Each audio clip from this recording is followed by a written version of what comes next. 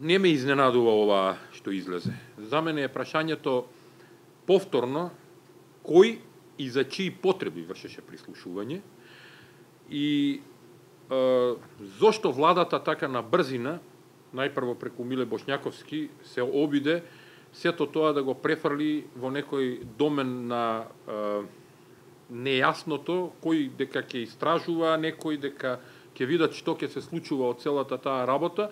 Лично се сомневам дека ќе истражуваат и дека воопшто нешто ќе дојде до некој заклучок, а потоа да го префрлат на поле на некаква си експертиза во која за жал Павле Трајанов, како дел од службите, човек со познато минато на јавноста, излегува да веднаш ја обвини минатата власт дека тоа го правела.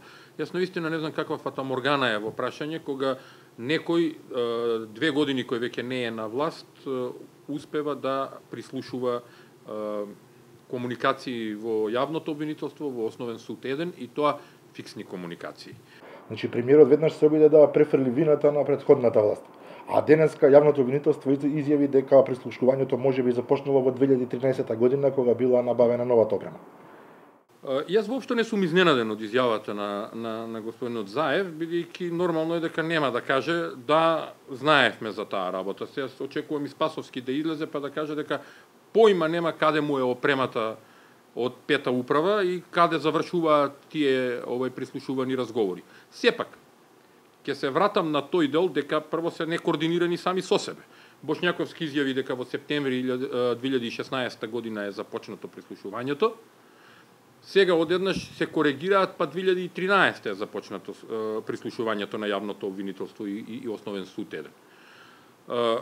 Тоа покажува дека тие намерно сакаат да фрлат прашина во очи на граѓаните, се извинувам на тривиалното изразување, но тоа е навистина така, за да колку повеќе се замати работата, помалку се дојде до вистината. Вистината треба да биде следна.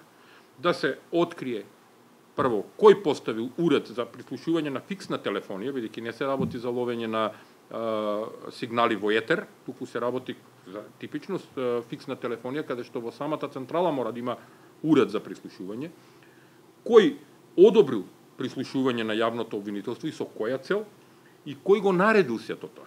Значи лидерот на опозицијата излезе со своје гледиште за овој скандал. Тој на Фейсбук напиша дека актуелната власт со овој скандал фактички испратила порака дека ги има во раце и судиите и обвинителите кои сега се уценети и ќе мора да се покоруваат на политички наредби. Тоа е толку видливо. Што мислите, како се влијаело врз пресудите кои се донесувани посебно за политички потреби кои ги видовме во последниот период, за кои тврдевме дека се политички монтирани пресуди. Толку на тој начин. Компрометирајќи ја судската власт, можеме да влијаеме врз одлуката на судиите. Цело време, значи, за истата работа зборуваме. Цело време некој се обидува да компрометира во државата, компрометира политички водства, законодавна власт, сега судската власт дојде наред.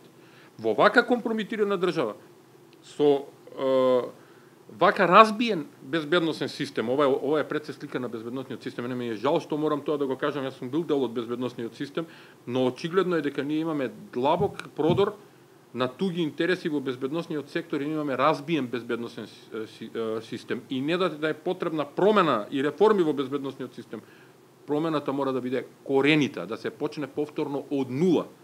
Решението за овие скандали кои траат веќе 30 на години во Република Македонија е расчистување и јавно презентирање на сите материјали кои ги има. Кој да ги има во Република Македонија, нека ги презентира јавно. Секаде каде што има криминални и политички компрометирачки материјали, треба да излезат на површини да се заврши веќе со таа приказка. А потоа, бидејќи оваа власт мора да падне, бидејќи овој скандал само докажа дека на таков начин дојдоа на власт, на таков начин владеат, мора да си заминат на истиот тој начин. Ова е добра прилика и самите да се исчистат од таа работа, да падне оваа власт и да одиме потоа со некомпрометирани политички водства на нови избори, каде што граѓаните ќе знаат на кого може да се потпрат